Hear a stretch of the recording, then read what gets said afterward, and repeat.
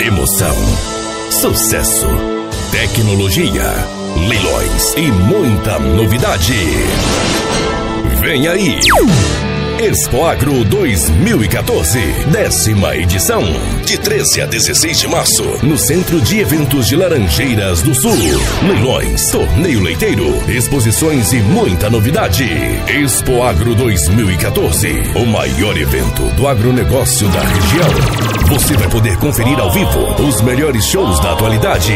Dia 14, Pedro Paulo e Alex. Tem onda de pan, tem camara amarelo, eu pego as gatinhas do chaveco e no chinelo. Dia 15, Christian e Ralph. Vida virou, a roda girou. E no dia 16, a dupla fenômeno da música sertaneja universitária, Munhoz e Mariano. O sol rachando, já passou do meio-dia. Expoagro 2014, de 13 a 16 de março, no Centro de Eventos de Laranjeiras do Sul, a maior vitrine do agronegócio da região. Emoção, sucesso, tecnologia, leilões e muita novidade. Vem aí!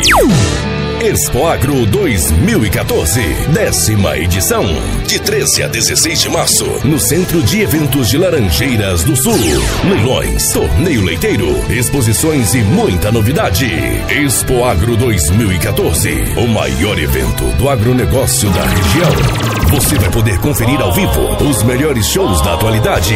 Dia 14, Pedro Paulo e Alex. Tem onda de pan, tem camara amarelo, eu pego as gatinhas do chaveco e no chinelo. Dia 15, Christian e Ralph. Vida virou, a roda girou. E no dia 16, a dupla fenômeno da música sertaneja universitária, Munhoz e Mariano. O sol rachando, já passou do meio-dia. Expoagro 2014, de 13 a 16 de março, no Centro de Eventos de Laranjeiras do Sul, a maior vitrine do agronegócio da região. Emoção, sucesso, tecnologia, leilões e muita novidade. Vem aí!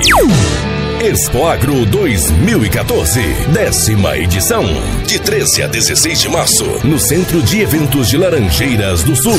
Leilões, torneio leiteiro, exposições e muita novidade. Expoagro 2014, o maior evento do agronegócio da região. Você vai poder conferir ao vivo os melhores shows da atualidade. Dia 14, Pedro Paulo e Alex. Tem onda de pan, tem camara amarelo, eu pego as gatinhas do chaveco e no chinelo. Dia 15, Christian e Ralph. Vida virou, a roda girou.